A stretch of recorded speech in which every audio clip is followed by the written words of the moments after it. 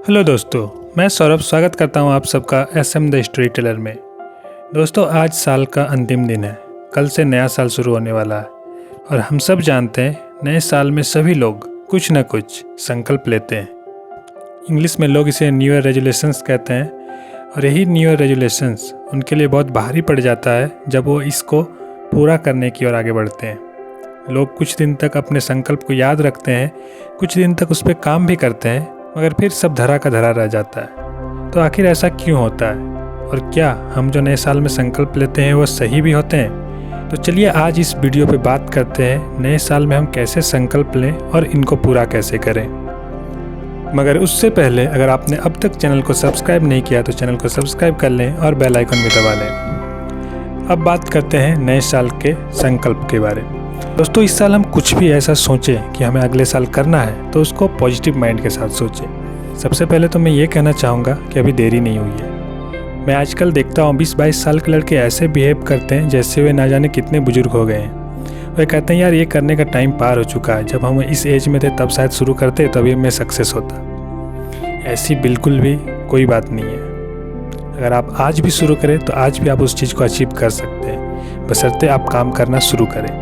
तो सबसे पहले तो आपको एक पॉजिटिव माइंड रखना है कि हाँ अभी देरी नहीं हुई है, मैं कर सकता हूँ। और उसके बाद आपको ये सोचना है कि आपको आखिर करना क्या है। इसके लिए मैं 3 सवाल दूंगा जो आपको खुद से पूछने हैं। सबसे पहला सवाल तो ये है कि आप कौन हो, आप अभी क्या करते हो। दूसरा सवाल आपको खुद से ये पूछना है कि आप क्या बनना चाहते हो, फ्यूचर में आप क्या करना चाहते हो। तीसरा क्वेश्चन जो है कि आप वो बनने के लिए जो आप फ्यूचर में खुद को देख रहे हो उसके लिए आप अभी क्या कर रहे हो, और उसको पाने के लिए आप जो फ्यूचर में बनना चाहते हो उसके लिए आपको क्या करना चाहिए। ये सवाल जब आप खुद से कर लोगे उसके जवाब में जो भी आए आपको वही करना चाहिए और वही आपके नए साल का संकल्प होगा। तो अब बात करते हैं ऐसे लोगों की जो इतना सारा प्रोसेस तो कर लेते हैं मगर फिर जब वो अपना काम शुरू करते हैं तो कुछ दिन तक काम करने के बाद वो थक जाते हैं या पता नहीं ऐसा क्या हो जाता है कि वो अपना काम करना छोड़ देते हैं। तो दोस्तों, यहाँ पे आपको एक चीज़ का ध्यान रखना होता है कि जब भी आप कुछ नया बदलाव अपने जीवन में लाना चाहें तो बदलाव कभी भी एक बार में नहीं होता। हम सब जानते हैं कि बदलाव एक धीमी प्रक्रिया है और इसीलिए हमें भी उस चीज़ को बहुत ही धीमे तरीके से करना चाहिए। अगर हम अचानक अपने पूरे डेली रूटीन को चेंज कर देते हैं, सब कुछ बदल देते हैं, तो इस बदलाव को हमारा माइंड एक्सेप्ट नहीं कर पाएगा और वो हमेशा हमें इसको रोकने की ओर आगे बढ़ाएगा। हमारा माइंड जब तक हमें सपोर्ट नहीं करेगा हम कोई भी चीज़ कर नहीं सकते।